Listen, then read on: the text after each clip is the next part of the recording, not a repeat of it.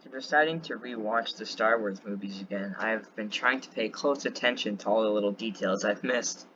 After I watched Attack of the Clones, I noticed a lot, but one thing stood out to me, and I'm gonna go through that today. I was very surprised when I noticed it. It was not that obvious, but not that easy to miss as well. I guess at the end of the movie, you can see multiple Lucre Hulks, like these big boys, just ready up in space just to leave the planet. Like, where's the Republic fleet? Weren't they just there? Didn't they have, like, a bunch of ships there? They brought in a lot, right? Well, they did, but it wasn't that much, and their strategy wasn't that great. They flew in all of their acclimators to the ground to fight on the separatists that were already dug into the ground, which is not really a good idea. And they lost a lot of clones doing it. And AATs, LAATs, and surprisingly a lot more Jedi than anyone would think. And, yeah, this was due to their bad planning. And Yoda was the lead of the attack, which is probably his fault. Like, they're Jedi. They're supposed to be pieces of the key. Like, whatever, what am I saying? Keepers of the peace, not soldiers, as Mace Windu says. Yeah. They just threw all their forces into battle, and many important assets died, such as the clone commandos. Around 10,000 clone commandos fought in the battle, and about half of them died. Some of these squads were successful, like Delta Squad alone doing their mission. Others lost parts of their squads, and some squads perished entirely. Most of the squads that died were because of the bad planning and the bad placement. Most of the squads died were deployed in the front lines. Commandos are not trained for the front lines. They're trained for taking on special operations like sabotage and stuff. And yeah. And there's still so many losses. Over 200,000 clones were deployed, and around 100,000 were killed or missing in action. Although they had their LATs and AATs, they had counterparts. Hailfire droids were deployed in the hundreds, taking out any enemy it saw, ground and air. The homing spider droids melted the armor of the AATs and any poor clone in sight. The homing spider's complement of dwarf spider droids took out many clones, and we may have mentioned all the B1s and B2s.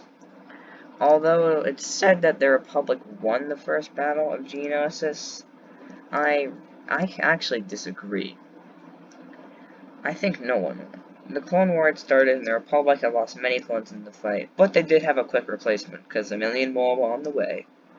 The clones lost at Geonosis will never be forgotten by brothers, and would even have a memorial at the Coruscant base, standing very tall with all the CT numbers of the clones that were there.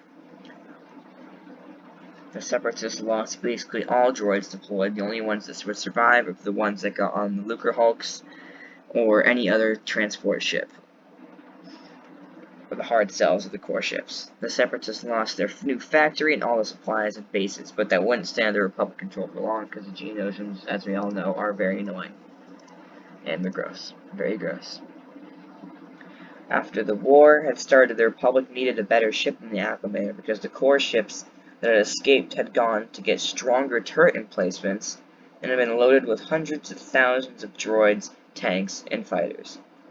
So that is why the Separatists came out with such like a victory out of the battle. I think they really won. They got away with plenty of droids, and they got away with so many brand new ships that like let them be able to defend their like best places quickly, while the Republic didn't have much. Now you can see we have these Venators here. It took a little bit, actually, for the Venators to be deployed into the hundreds. But every single time a new ship appears, there's always this counterpart. And they just keep coming in and coming in.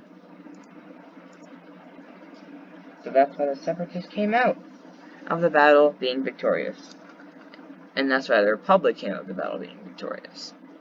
They did take out a lot of the Geonosis facilities and everything there, but they still lost a lot, so neither side won. They lost the battle because of poor planning, less forces on the Republic side, and just terrible placement and strategy. Same thing as planning, I guess. This video is actually kind of short, but it would mean a lot if you subscribe and like, because I'm very small, and I would like my channel to grow.